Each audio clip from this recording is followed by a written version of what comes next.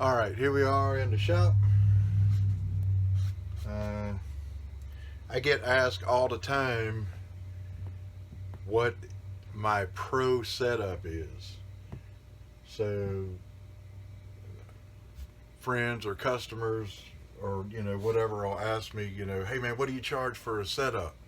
Well, I don't do the normal setup in my shop here. Uh, I do several things in addition to a normal setup, and that's why I call my setups pro setups. I treat your guitar, whether it's a $149 Affinity Squire or a $8,000 to $10,000 Gibson Custom Shop Les Paul, I treat all guitars the same.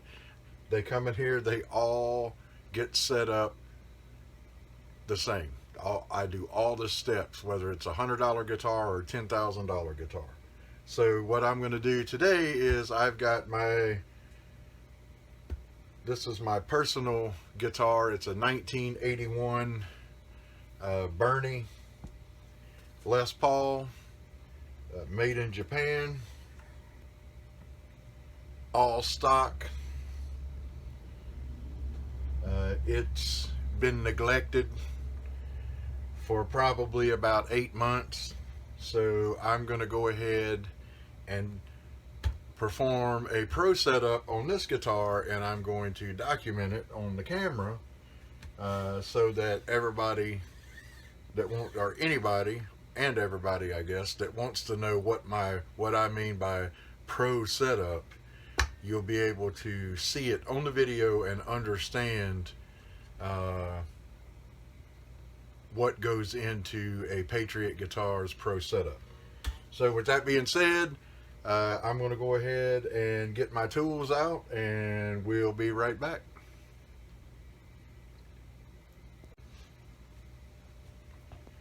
So here are the tools that I use for the pro setups in my shop. So I just go over them real quick right now, because you'll get to see each one of these in action as I go through my Burny and make sure everything's good. So we'll start off with the frets. So let's back up. So for a standard setup, is most shops do neck relief, string height or action, and intonation. That's it. They do those three, and that's perfectly fine. There's nothing wrong with that. But for me, when I set a customer's guitar up, I want them, when they get their guitar back, I want them to basically say, damn man, this thing plays like $1 million now. Not just put new strings on it, make sure the intonation's good, make sure the action's good, and then hand it back. I want to hand them back, even though they may have handed me a $200 guitar, I want to hand them back a guitar that plays and feels like $1 million guitar. And in order to do that, there are several things, like I said earlier, that I do that aren't really covered under a standard setup. So for example, I hit the big three: the neck relief, string action, and intonation. So that's pretty much anywhere you go, that's the three things they check. So what I do in addition to that, the reason I call my setups a pro setup is because I check your frets, I dress your fret ends, I make sure your frets are leveled.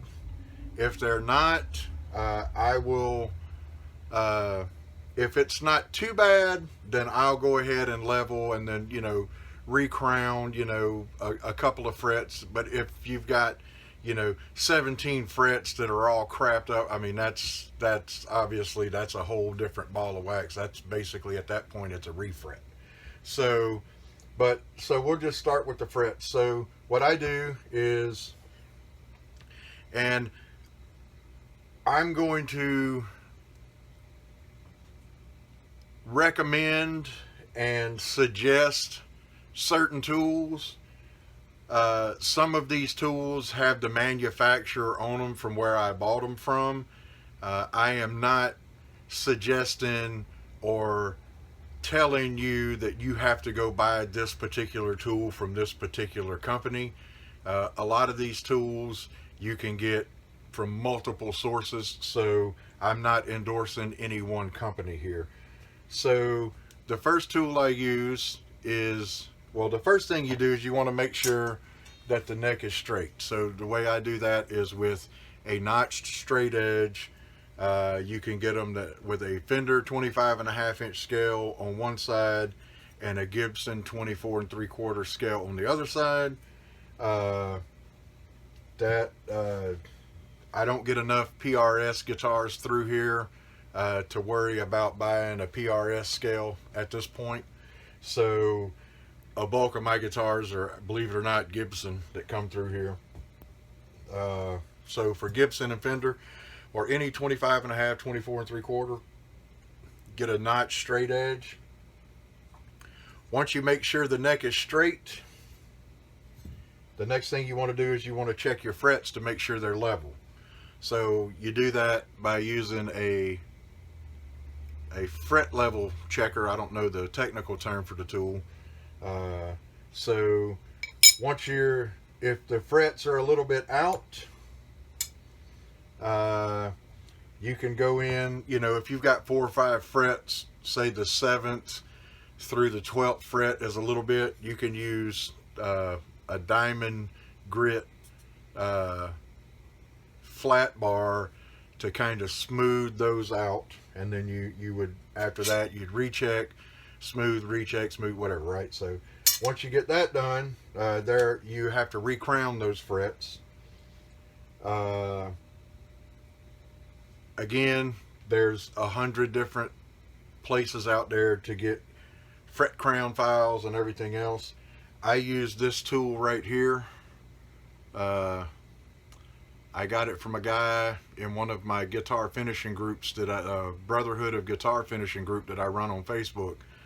He posted a picture of it up in there, and a bunch of us out of the group bought them from him. I will show you. So basically, you've got some foam back to sandpaper that goes on here, and you run this across the frets, and it crowns and polishes at the same time. So once you get everything crowned and good to go, then I use these fret erasers. They come in 7 grit. Well, how about that? That will be on my What the Hell Wednesday next week. How about that? Well, I dropped one on the floor. I ain't going to be able to find it, but basically they come in 7 grits. You start with the first one, do it, second, third, fourth. So you do that on all the frets. I do that, whether I recrown, whatever, I run these across all the frets. So once your fingerboard is straight and your frets are leveled and everything's polished and cleaned up, the next thing you'll want to do is you'll want to restring it. And once you get it, well, actually, before you restring it, you need to figure out what the radius of the fingerboard is. And again, you can get these multitude of places, but these are just little radius gauges that you would put up and make sure your saddle, your bridge saddles match the radius of your fingerboard. So also, before you start the polish phase, you can get one of these. It's a straight edge, and I think it's a 30 degree, maybe a 45, that's probably 30 degree beveler for you. If you've got some fret overhang on some of the cheaper guitars, you get you'll cut your finger sometimes on the frets hanging off the end, so that's good for that. I'll show you how that works. If you have a single fret, or let's say your 3rd fret and your 9th fret is a little high, there's no reason to level fret 3 through fret 9, because that's going to throw fret 1 and 2 off, and then 10 through whatever, right? So I got this at Stu Mac. I'm not telling you to buy it from Stu Mac, but what it is it's basically fret rocker. That's what these are called, fret rocker. It is basically a fret rocker, but it's a little bit thicker, and each of the edges has a diamond grit, so you can lay that on top of that fret that's a little bit too high, and then kind of sand it, and that way you're only leveling the one fret instead of all of them. So I'll show you how that works. A little hammer like this, you don't need a Craftsman hammer or a Cobalt hammer from Lowe's or Home Depot or Sears for fret work, especially like this. I keep this little hammer out and use the plastic side. Most of them have a plastic and a brass. There, you know, you can get a rubber tip and put on there, whatever. But if you have a fret that's not seated properly, just like Brill cream, a little dab will do you. You just kind of want to tap that back in with that. And then after that, it's pretty much, this is your friend. This is the string action gauge. I don't know if y'all watched my What the Hell Wednesday last week, but this is the string action gauge that's kind of corroding up on me. So once you get your fingerboard or your neck, your fretboard is straight, your frets are leveled and cleaned up, and everything's good to go, make sure, put your strings on, and then you'll use this lovely tool to set your string height. We're not worried about pickups or anything right now. This is just strictly the step for the string height. Once you get your string height set, and that's where the radius gauges come in. I don't pay too much attention to the first fret. Like everybody always says, oh man, you gotta check your height at the first fret on the nut. The only time I worry about that is if I'm getting string buzz after everything else is set up. So I know that some people are going to say, oh man, well you wasted all that. Well, you didn't really waste a whole lot of time. If you've got buzz on your first fret after everything is set up, then it's probably, your nut slot is probably too deep, which, you know, at that point, you know, there's tips and tricks I can cover in another video to fix that. But if you want to, you can get this set of feeler gauges.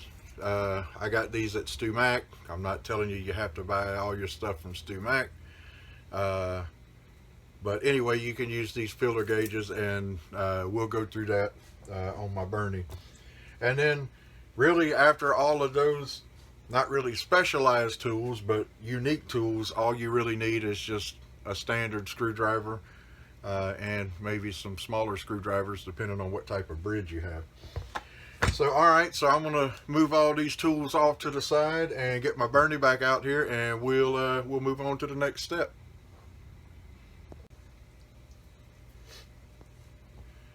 Okay, so got the Burny on the bench now. I took the strings off. So the first thing you want to do is you want to check and make sure that your neck is straight. So this is a Gibson scale, so I'm going to use my 24 3/4. I'm going to put it on there, and I'm going to look.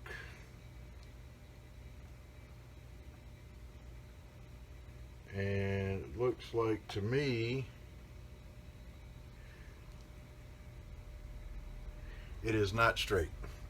So what we're going to have to do is we're going to have to mess around with the truss rod a little bit. So I'm going to pop this off.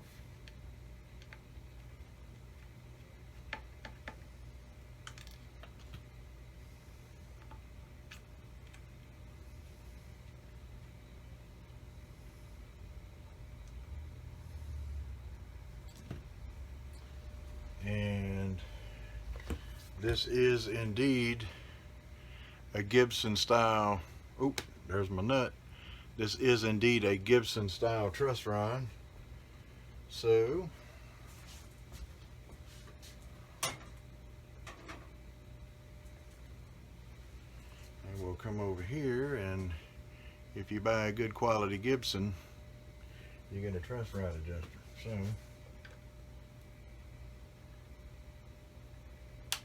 going to give that a little twist. We're going to check it again. Remember, when you're messing with a truss rod, I know I keep referring to Brill cream, but a little dab will do you on a truss rod. You do not want to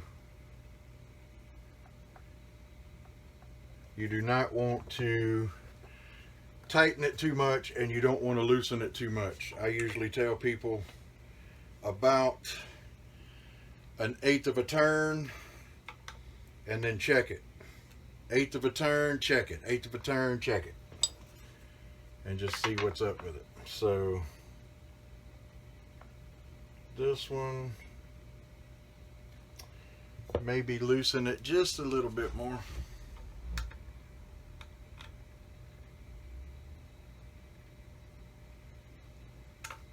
All right.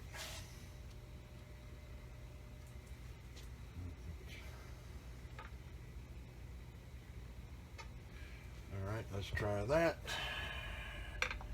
And what you're looking for on this is you want the notched straight edge to set flat on your fingerboard. You don't want to see any daylight anywhere. If you got too much daylight on either end, that means your truss rod is too tight. You want to loosen it. If you see daylight in the middle here, between the straight edge and the fingerboard, you want to tighten your truss rod, because that means your neck is starting to bow. So there we go. We've got that flat. So we are done with the notch straight edge for now. So the next thing we want to do, while we've got everything apart and while we got the truss rod cover off, we just want to go and look and make sure everything's good. I go ahead and look at the frets. These are the original frets from 1981, and they are almost gone. This is almost a fretless guitar. So at some point, it is going to need a refret. I don't play it a whole lot anymore. It's mainly kind of my collector. I like it. It was a very good year for Burny. It was the lawsuit era with all the Japanese guitars copying the American guitars. So everything looks good there. So before I lose a screw, I'm going to go ahead and put this truss rod cover back on.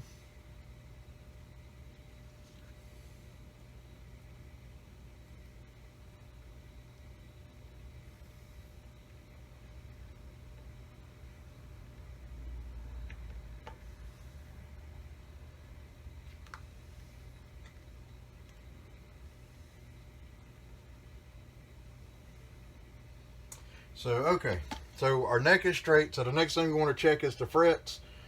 And I'm quite sure that I probably got some uneven frets on it. Like I say, it is an 81 and it is needing a refret.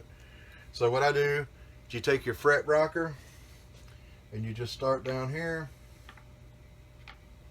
and you check. And you want to kind of rock it back and forth. You don't even need to be looking. If you've got a high fret, you can hear the rocker. It'll go like that. So everything looks good so far.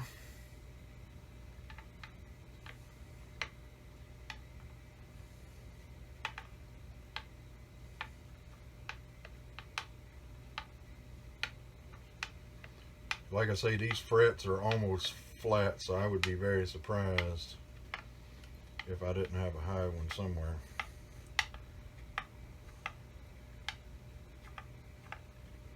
Well, it looks good.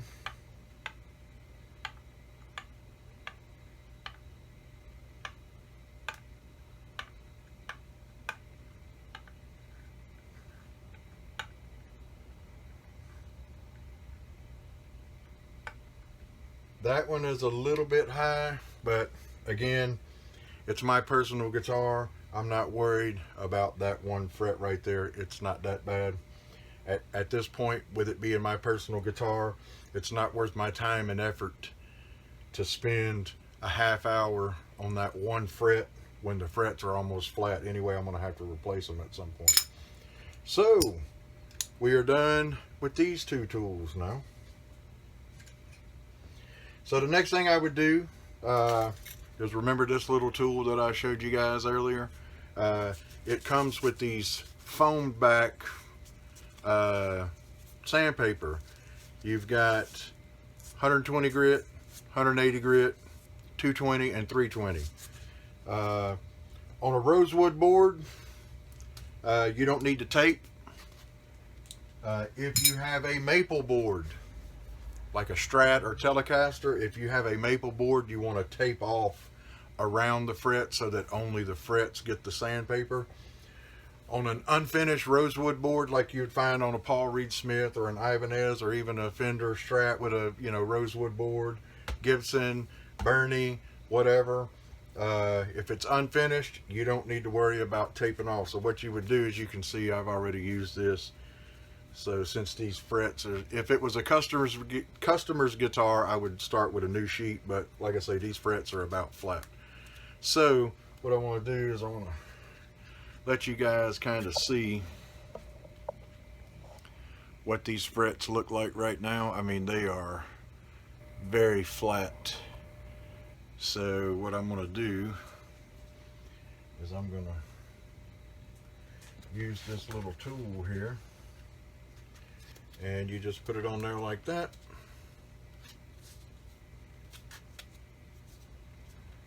Then you just run it like this.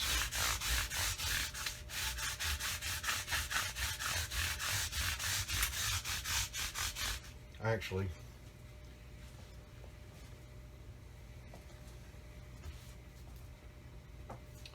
before we do that, let's take this pickup off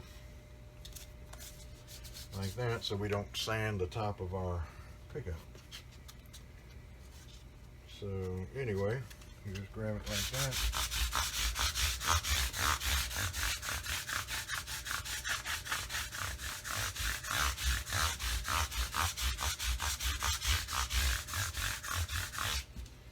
A few times with the 120, go to the 180.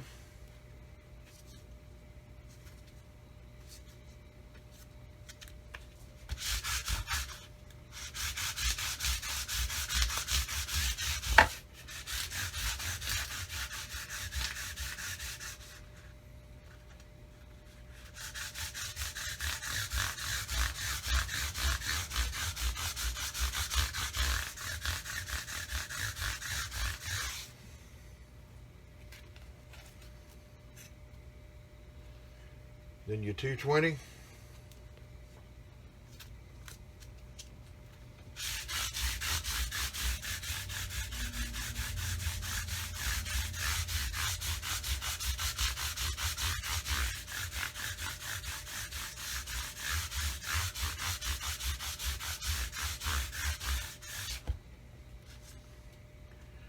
Finish it off with your 320.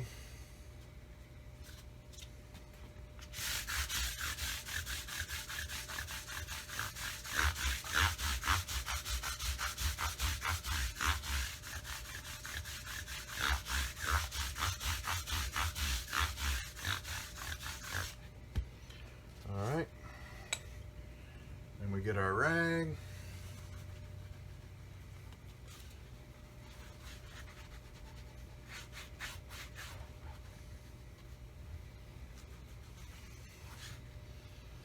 You can already see the frets are already starting to shine.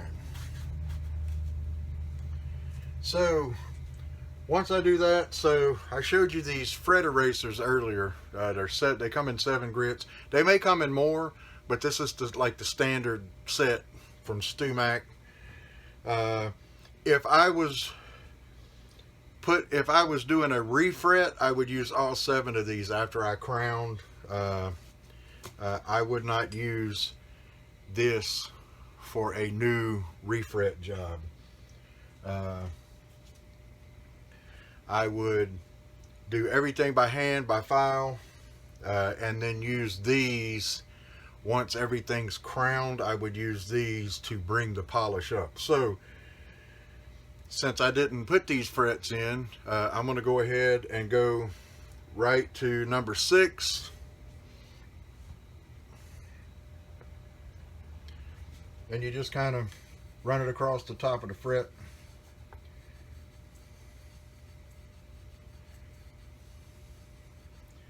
Putting a little bit of pressure, but not so much pressure that it goes off onto the fingerboard itself.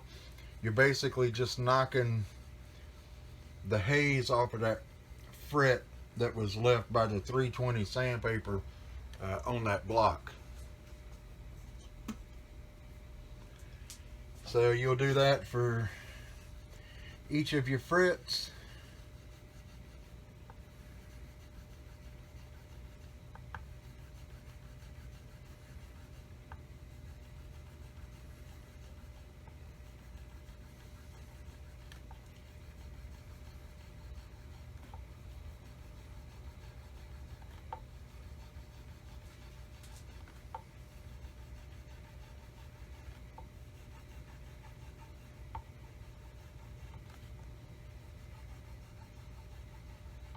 If your frets are too low,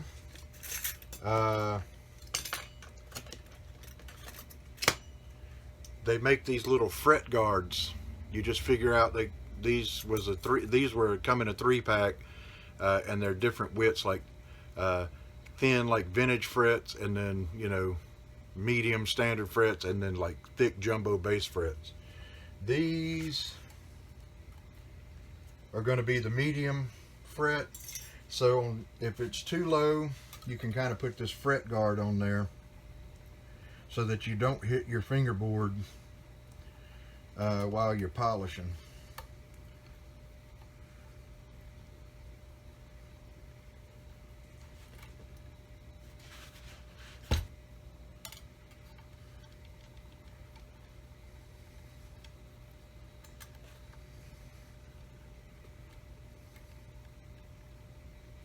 But like I say, so you do that all with 6. Then you get your number 7 grit. Same thing. And then this will put the final shine on your fret. So I'll go ahead and do that, and then I'll catch back up with y'all when we're ready for the next step. Okay, so I've got my 6 and 7 grit, and what I'll do is I'll show you the difference in the frets now. Now they're nice and shiny and smooth, and the fingerboard is also smooth because that sandpaper block helps a lot too. So anyway, so there you go, that's that. So the next thing I would do is I would treat the fingerboard with a little bit of oil. There's several things you can do. The 2 that I use in my shop is this one here,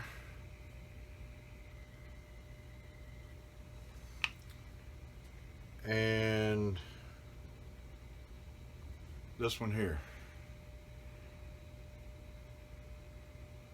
I don't find one is better than the other, just whatever. This is a spray, so you have to be careful with this, because if you spray it and you're not paying attention, you'll spray the whole face of your guitar, pickups, everything. And it is a type of oil, so it takes a little while to get off if you accidentally get it on there. So for this one, I'm going to use my F1 oil, and what I do is I just start right here, put a good strip on it.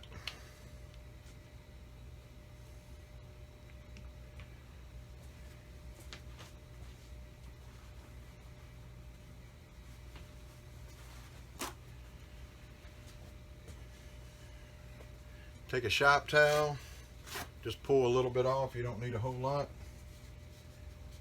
And I'll start at the first fret, and then just kind of, I'm not really pushing hard, just kind of spreading that oil around, leaving it on there so it can kind of soak in a little bit.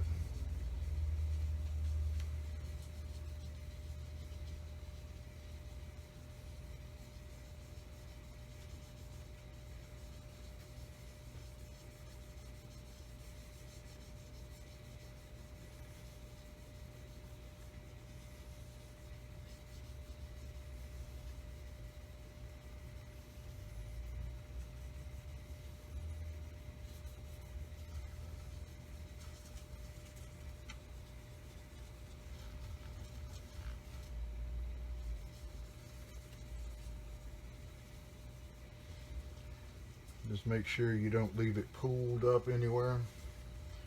And then, so you can already see I've taken off a pretty good bit of grime.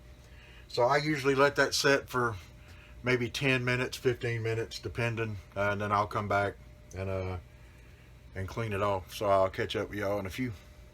Okay, it's been about 10 minutes, so what I'm gonna do is I'm gonna pull off a little bit bigger piece this time of my shop towel, and I'm gonna start up here. Now I'm kind of pushing, not terribly hard, but pushing now, kind of pushing that oil in there, and at the same time I'm cleaning all the gig dirt off.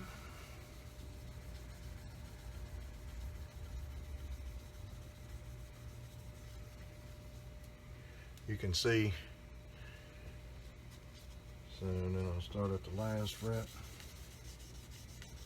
work my way back up this way.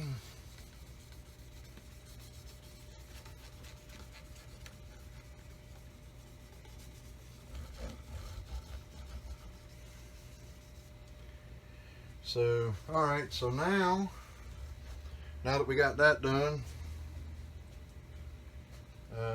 we can clean off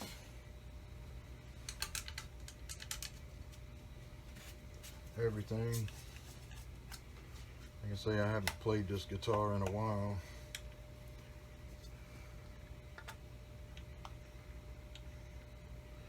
Not worried about that because we're going to redo the string height.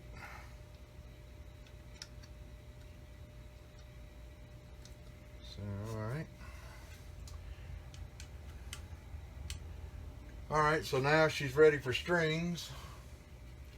So I will go ahead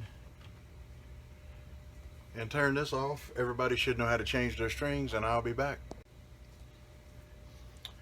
Okay, so the next thing you want to do, I've got it strung up. So far we checked the neck relief.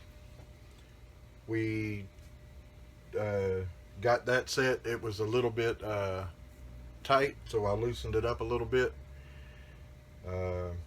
We checked our frets. Everyone was level except for the 21st fret here.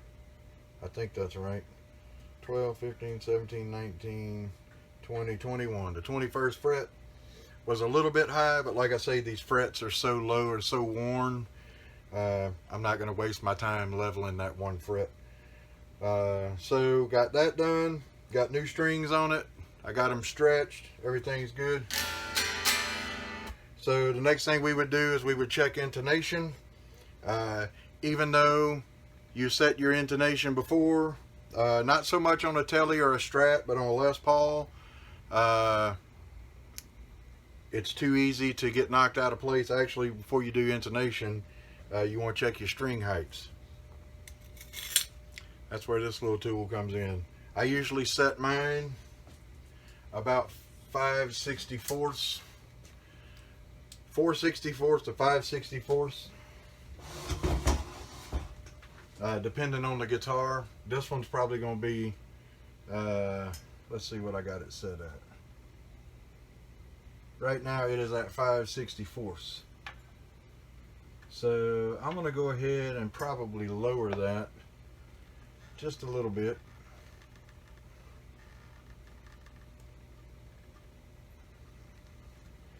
Actually, I gotta get a pair of pliers. This old Burny done seized up on me.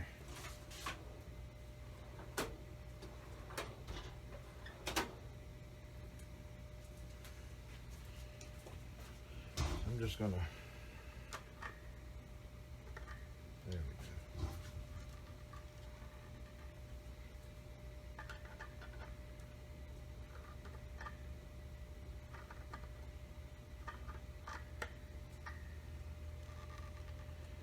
Oh, this sucker's on there.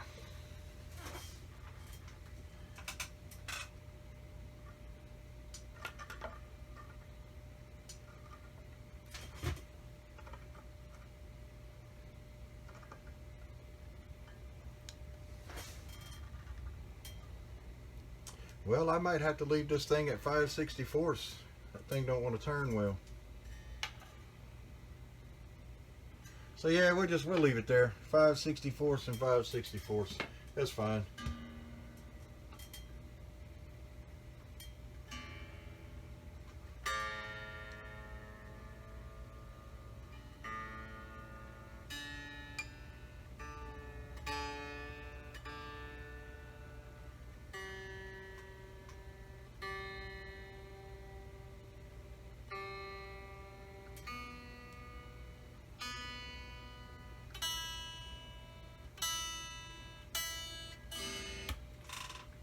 One thing I will recommend,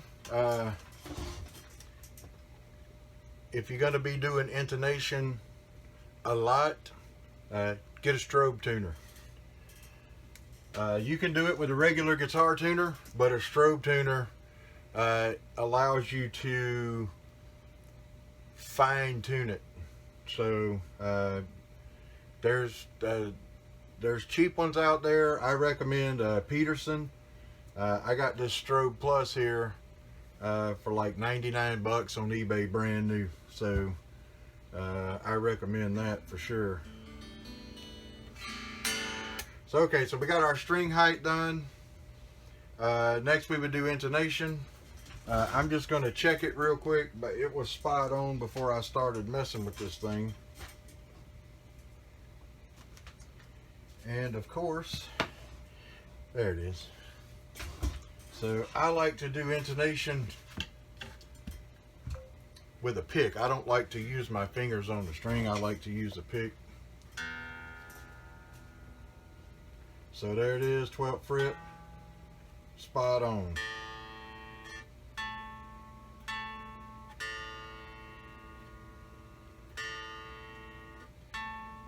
Spot on.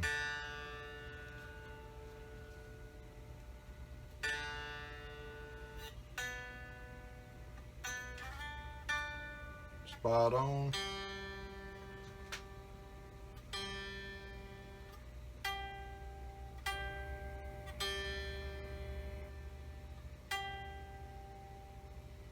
That's a little bit sharp. So if your fretted note is sharp from your open note at the 12th fret, your string is too short.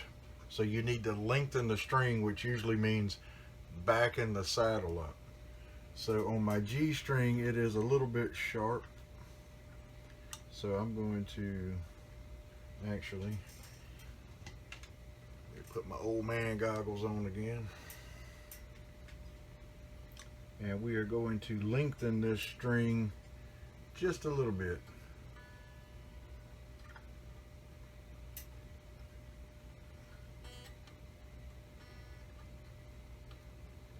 Not a whole lot. So now we're really sharp. So let's tune up to the note. There we go. Spot on. B.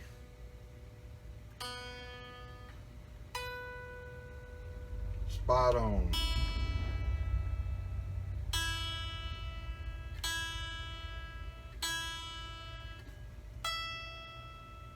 A little bit sharp, so we're going to lengthen this one just a little bit.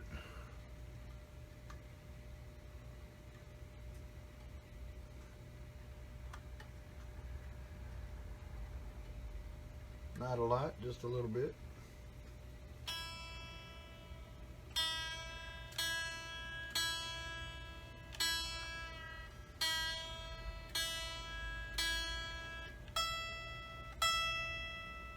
Spot on. What I like to do to check that is hold a C chord above the 12th fret, and then a D,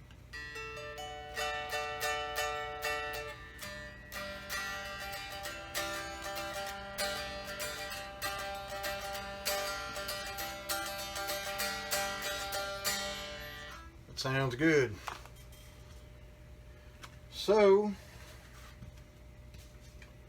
So there were a few things that I did not have to do to this guitar. Since it was my personal guitar, I kind of knew what it needed, what it didn't need. So basically we started with the neck relief. Well, actually we took everything down, took strings off, everything, checked the neck relief. We had to loosen it a little bit. After that, once you make sure the neck is nice and straight, then we checked our frets. We had fret 21 was a little bit high. Didn't worry about that since the frets are so worn. After that, we went and polished all the frets. Once that was done and cleaned off, we treated the neck, the fingerboard, with some F1 oil. That's about a 20-minute process. Takes a couple of minutes to get it put on, then you let it set for 5, 10, 15, whatever minutes, and then kind of with a little pressure rub it off to get the rest of the dirt off the fingerboard. Once that's done, do a restring, get the strings stretched to where everything's good in tune, set the string action. One thing I didn't cover on this was the radius gauge. On a Les Paul bridge, the ABR1 or Nashville, you kind of stuck, it's radiused. This usually a good quality one. The saddles will be kind of raised as you go from the E, A, D, G, B, E. It'll kind of, it's hard to see it unless you're looking for it. But so that should be good. Once your string height's done, then you go ahead and do your intonation. Once that's done, you plug it in and rock and roll. So that's what I'm going to do now. So I'm going to clean my bench off, plug the Burny in, make sure that that's the next step of the pro setup, would be to check all the electronics and make sure everything functions the way they're supposed to function. You don't have any cracking or popping or loose jacks or, you know, cold solder joints, anything like that. So bear with me, I'm gonna clean up and I'll be right back.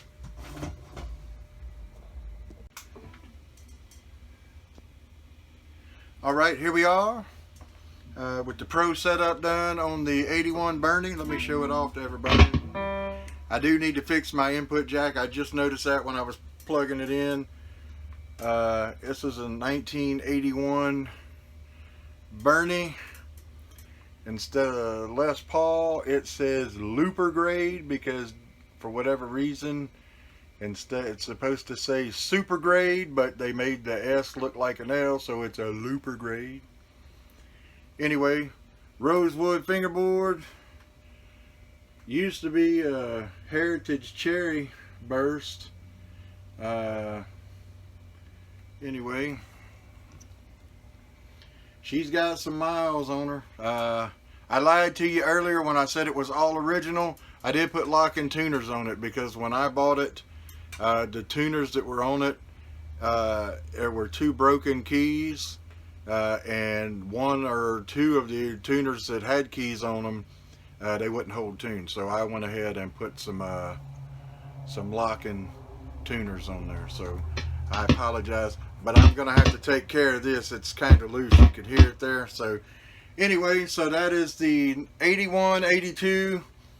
I joined the Burny group, Fernandez Burny group on Facebook, and tried to get the guitar dated, because there's no serial number anywhere on it. So how they do it when there's no serial number is in the control cavity, depending on what pots and tone caps and stuff was used, and the color of the wiring. So the nearest we can figure is it's a 81 or 82. So anyway, so without any further ado, I'm gonna play a little bit through my Mesa Boogie here and check out all that hard work we put into it, and let's see what happens.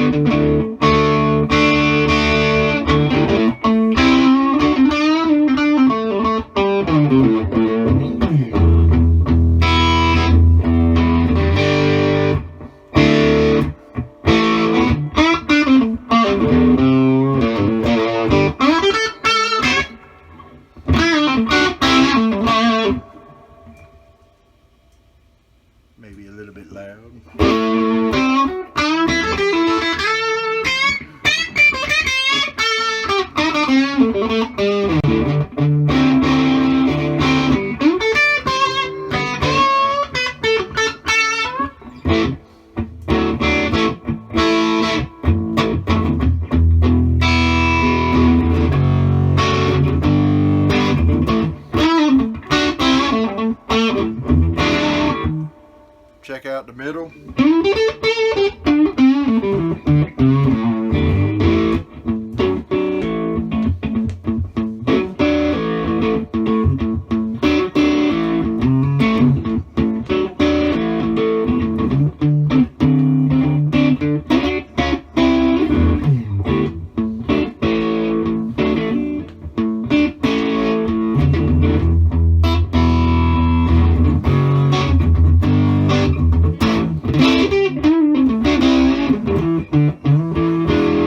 Then the neck.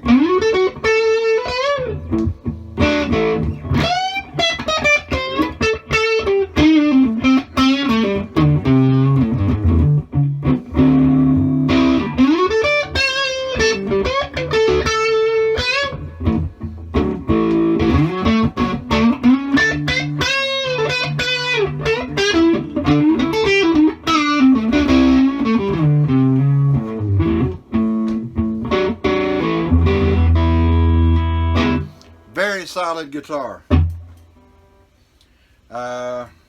Like I said earlier in the video, definitely going to need some frets. It is very hard to bend strings on it right now because the frets are so low. But let's see, let me take it off that. We'll plug it into the bassman real quick and see about oh.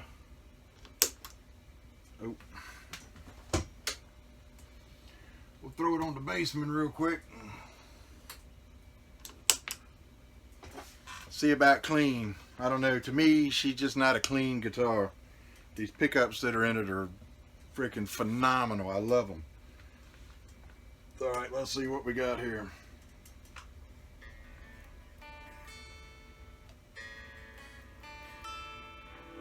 Come on, Fender.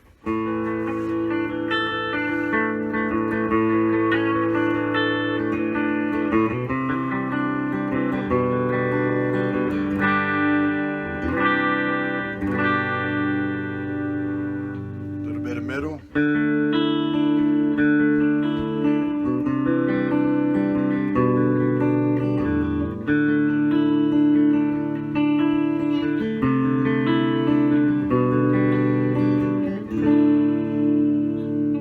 Then the neck.